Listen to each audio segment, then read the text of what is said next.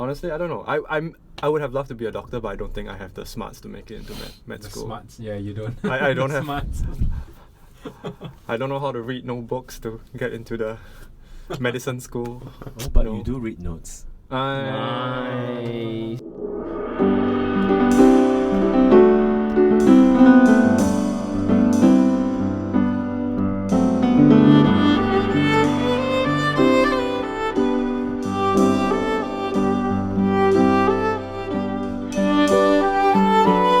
Hi everyone, and welcome back to episode 3 of the Lorong Podcast. My name is Rit. My name is David. I'm Jonathan. My name is Joachim, and we are very thankful to NAC for supporting us in this DPG grant. Now, the last time we were talking about Rit's experience growing up and all his influences and about his life, and he shared some tips with us about music and active listening. And I can't help but, sort of realize that we all have been in the States at one point in our lives. Right. And, just a question to everyone. What do you find about the art scene over there? And sort of just making comparisons to our art scene here in Singapore. For me, I think it's just the sheer volume of people, practitioners. It's just anytime more than us, Correct. right? And Mm. then the amount of interest and the amount of just the daily, the kind of just in the environment, just you get to hear music everywhere, Yeah. just being there. Yeah, I remember being, maybe this was a few years ago, but being in New York City, and I remember watching a classical concert, and going down to the subway, and there was just as equally brilliant music happening. So it was the whole electric. It was very electric, the air. But I feel obviously, what you mentioned about the bigger population, it naturally means more opportunities in a way. And I feel like everyone's pushing each other there. I mean, not like it doesn't happen here, but because of the small population, the community, I feel that things. How should I put this? It's a different feel. That's all I can say. Yeah. I think one thing that we really have to take into consideration is how young Singapore is. Yes. Like America has been around for 300 to 400 years or something like that. In 17 whatever, they got they've established themselves as a nation. Blah blah blah.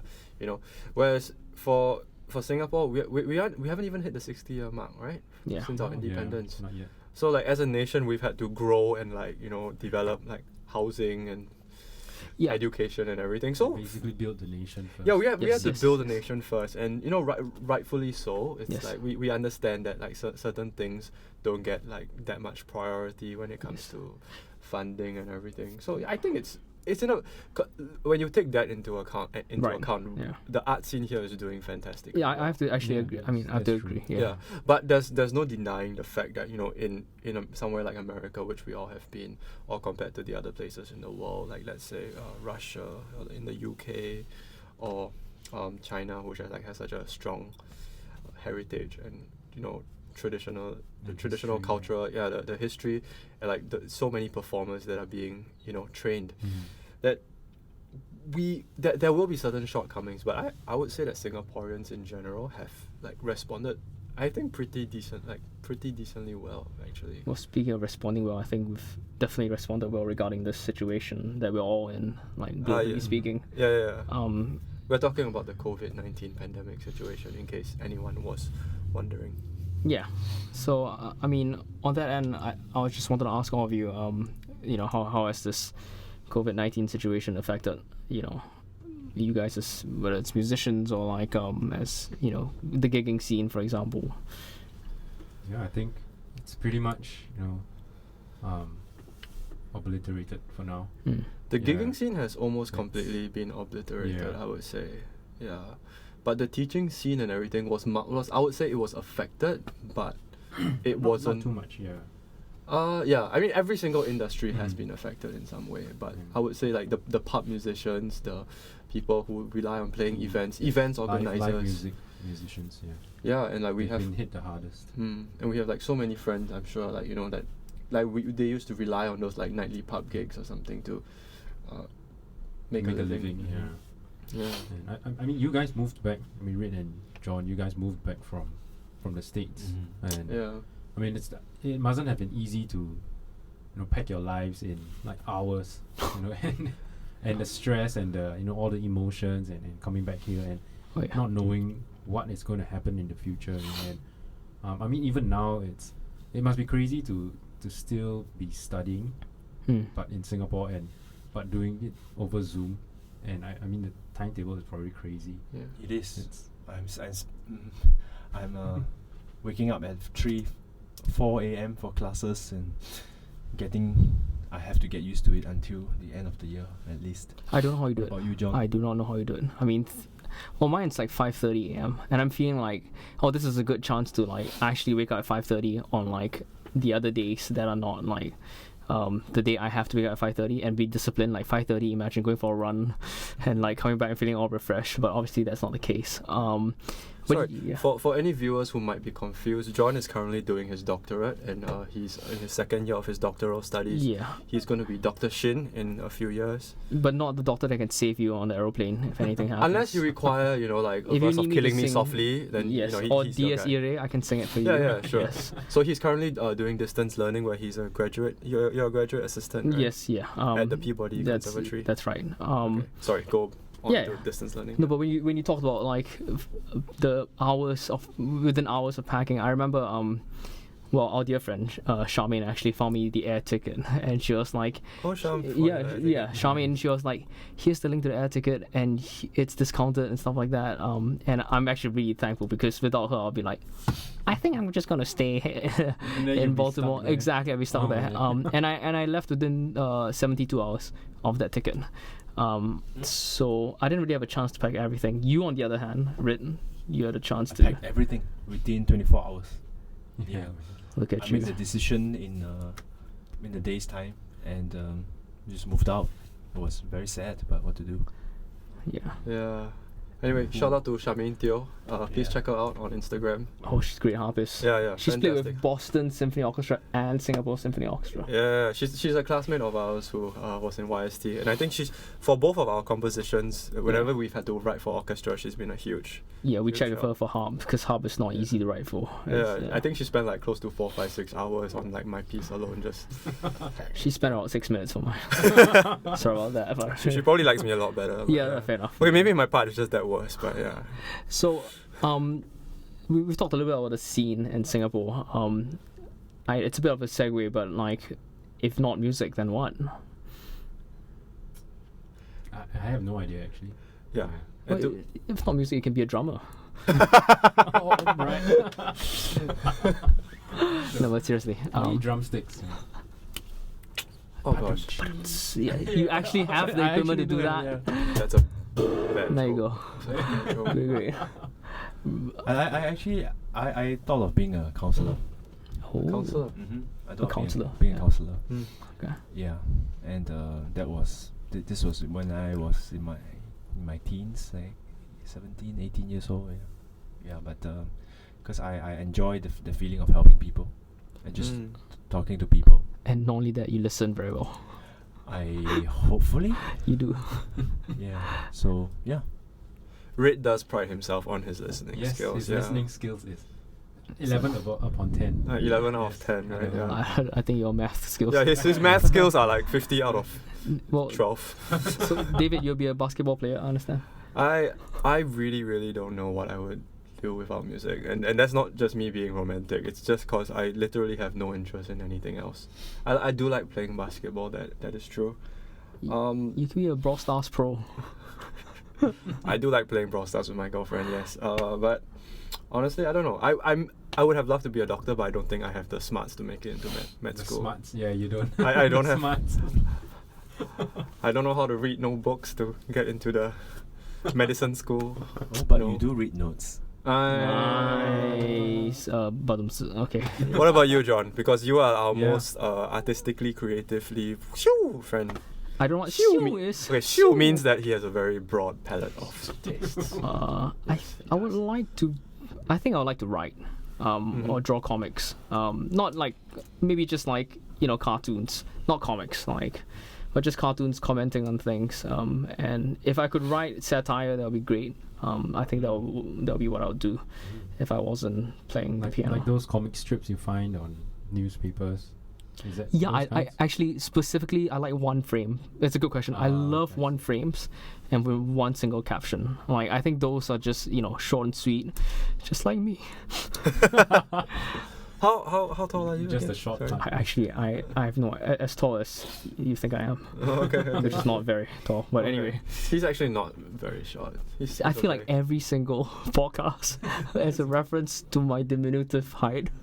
But okay. But how often? Okay, you're the one who Very- brings it up, bro. Yeah, I know, but it's It's it's a way of protecting myself and my fragile ego.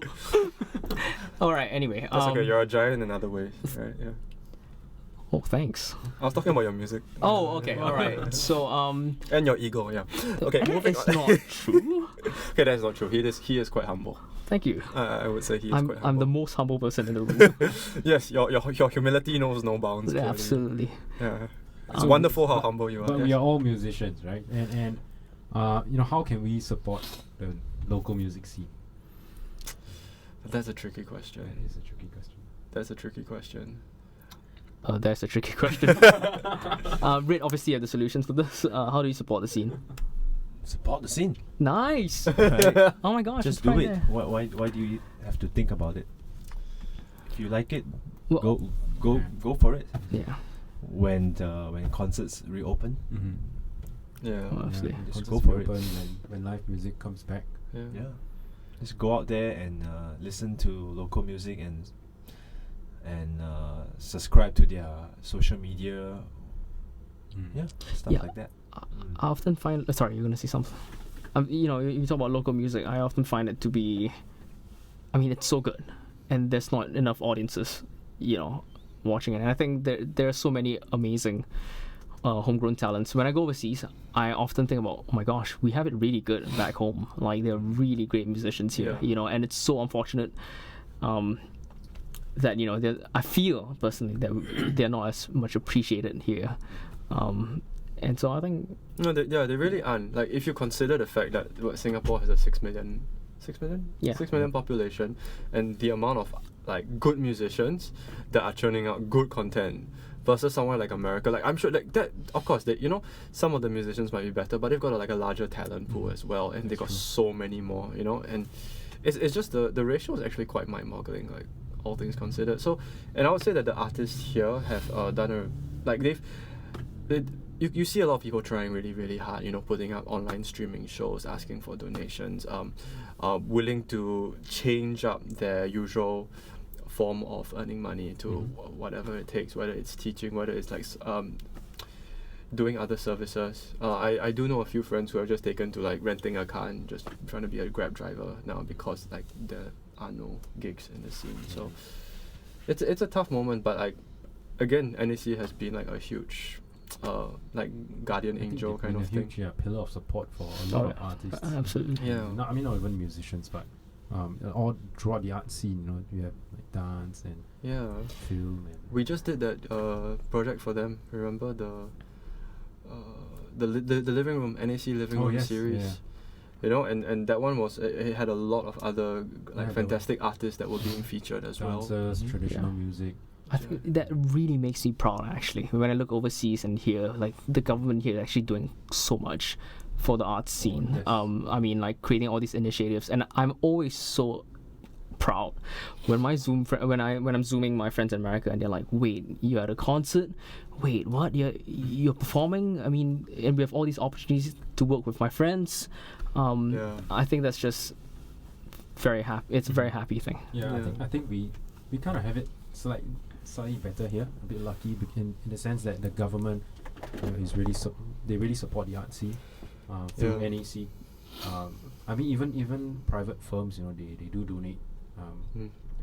amount of monies to arts groups, Mm. to continue their funding and continue to produce art content. Yeah. And it's something that we have that is very special here. But of course, with COVID, it's a bit of a different story. Everything has gone online. Of course. Yeah. And I feel that one way to support these people in this time is just to tell your friends and your families about these groups that are putting up content online. even individuals. Mm. Even though, I mean, you know,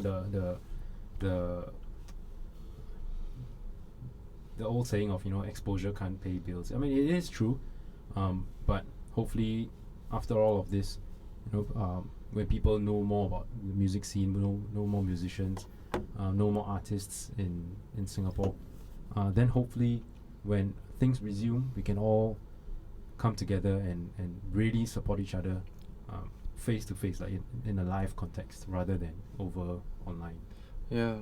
And if there's like, I think one more thing I think I would like to add is, you see so many artists right now, they are actually like trying to use this time where it's like down period to try and be more creative, to write more songs, to write more tunes, like to take advantage of like it's kind of to take advantage of all the sudden free time that they have, even though they might be lacking in funds to, you know, just really challenge and improve themselves during this time. It's instead of just like, I guess, you know what, I'm just going to like rot away for. Actually, you know, A lot of our friends like we yeah, I'm see. thinking if you know Miss Lo Payson, Oh, Miss yeah, Lo, yeah, yeah. and Rachel Lim, they're all doing incredible work, you know, for the community and like making things happen, and you know, and it's very inspiring, to be honest. Yeah. Look at that happening. I'm like, yeah, I want to do something, you know, to serve my community. Yeah. All right, Why cool. not let's do something and play some music? Sure. Yeah, shall we end off this podcast with a little front jam? Do you want to say anything, Red? No. Let's play. Don't do little motive on the violin. Yeah, you got it. Okay. That's how all our jam sessions start, by the way. Like, do you want to lead this?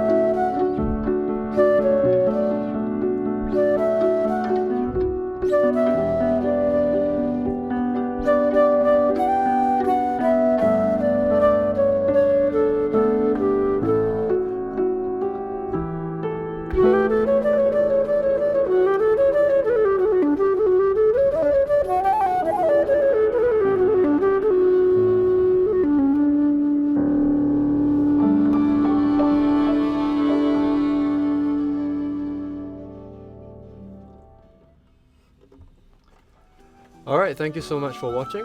Once again, Joachim, Red, Jonathan, David. Peace out.